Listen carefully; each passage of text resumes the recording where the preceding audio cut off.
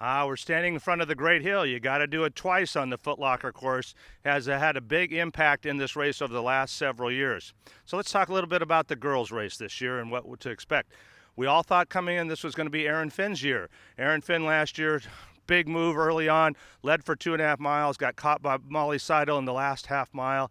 Still ran well, got second. She was a junior last year. We thought coming back she was going to be our big-time favorite this year. But what makes this sport so great and also so frustrating is in the regional, she didn't run well, had an off day, did not qualify, so she's not coming back. So it gives us a wide open field in our girls race. So taking our theme of experience here, if we look to the northeast, we've got Katarina Rocha.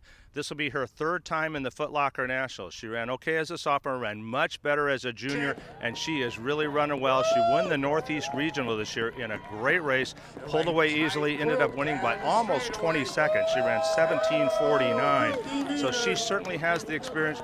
She certainly has the talent. She's certainly got to be one of the favorites. But also, three-time returner also out of the South, Sophie Chase from Lake Braddock Secondary in Virginia. This will be her third year in the Foot Locker Nationals. She ran much better as a junior than she did as a sophomore. She ended up winning the South region, and talk about experience. 7 girls, the first 7 girls in the South, all seniors, and Sophie Chase was the winner of that region. So a very experienced group, and Sophie Chase will have to be also considered one of our favorites.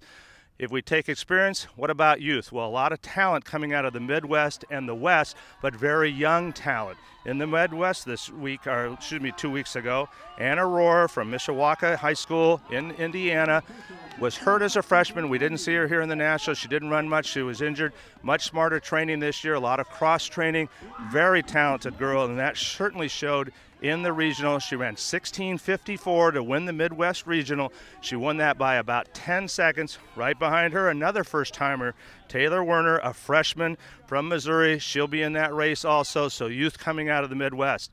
Maybe the biggest wild card is the West. Marissa Williams, the Los Angeles City champion, great during the middle of the year, a little bit tailed off in the California State meet, really kind of under the radar, came to the West Regional, took off from the gun. In the first 100 meters, she already had about a 10-meter lead. She had a 20-meter lead by the time she was at 400 meters. She kept growing that lead. She had a 10-second lead by the mile and just continued to pound. She ended up winning by almost 30 seconds, unheard of really in a regional race.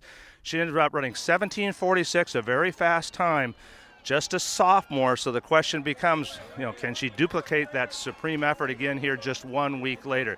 So you got the experience in the South, the experience in the Northeast, and you got the talent and the youth coming out of the Midwest and the West. Should set up a great girls final.